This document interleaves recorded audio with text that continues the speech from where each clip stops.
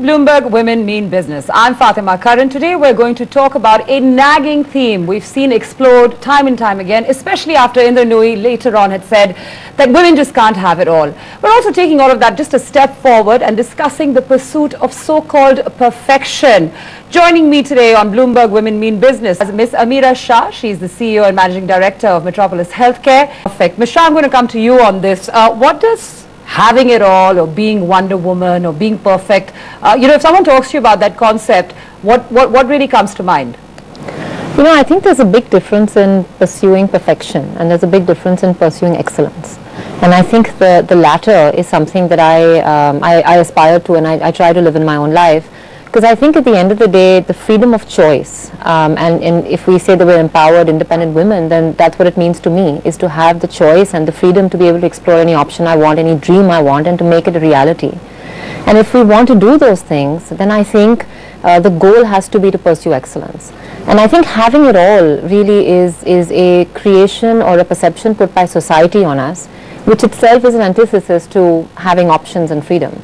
So rather than having it all, I think we frankly shouldn't need to have it all because nobody has it all. Men don't either. We talk about this being a problem for women. I spend a lot of time with, big industrialists, big CEOs and people who've achieved a lot in their life. And I'll tell you, they don't have it all either. So why this pressure only on women? I think no human being can have it all. And I think the definition of having it all, if changes to being pushing your boundaries, for challenging yourself, but at the end of the day being happy in where you are and what you're doing, then I think it's possible for everybody.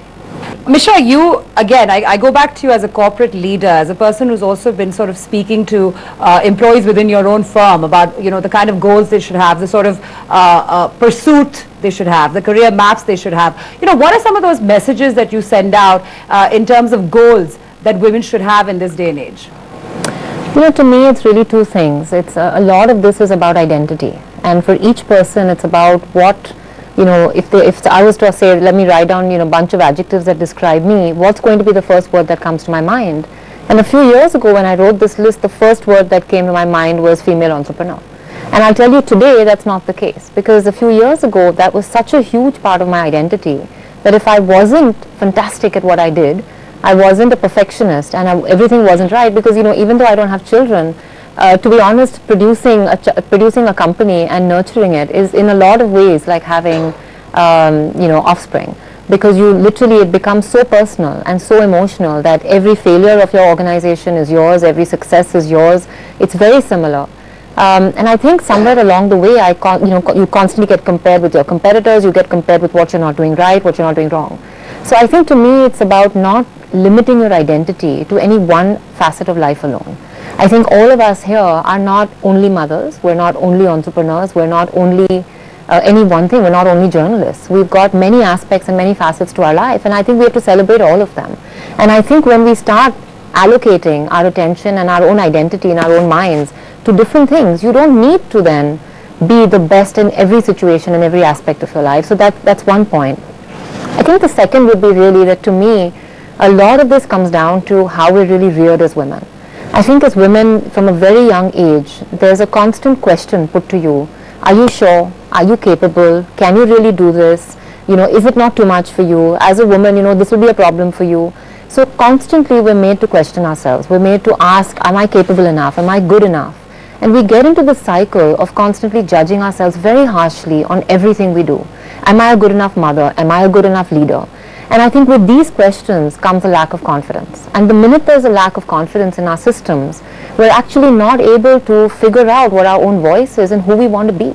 Then we're so easy to adapt and take and make ourselves and mold ourselves in what the world wants us to be. So I think the first question really is, how do we solve that crisis of confidence? And how do we make it our right to have a right to confidence? Because that's the only time we can truly hear our own voices. One of the ways of retaining talent is to ensure that those human messages really go out. Are those sort of initiatives that are being taken in the corporate world?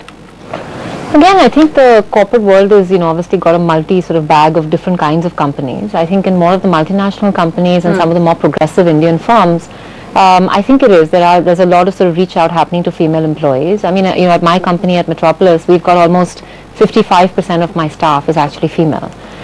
So, you try to create a platform and you try to create a construct in which they can, really allow different facets of their life not to impede on each other, where you allow them to, have a professional, have a personal space, and both can coexist without compromising the other. But, at the end of the day, the environment can only support you, and I think it finally comes down to the individual, and really knowing that, look, if you are in a space where you've got a personal life and a professional life that you want to balance, you're going to have to trade off something else for it. Maybe you'll trade off a certain career path or a progressiveness or a fast pace in it, or you'll compromise not spending so much time with your kids. Something has to go, right? You can't max it all.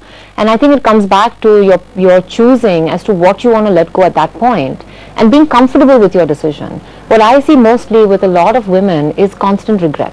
I should have done this better, I should have done this. When I'm at work, I think of my kids. When I'm with my kids, I think of work.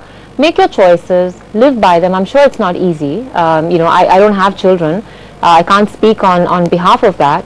But, I think it's important to say I'm comfortable with my choice. And I think the question where people start questioning their decisions is when they see other women and they hear their husbands talk and say, oh, but this one's wife, stays at home, and this one does this. So I think, again, comes back to confidence and saying that I'm not here for everybody else to put their parameters and judgment on what makes me a good mother, what makes me a good professional. It's okay today not to have children.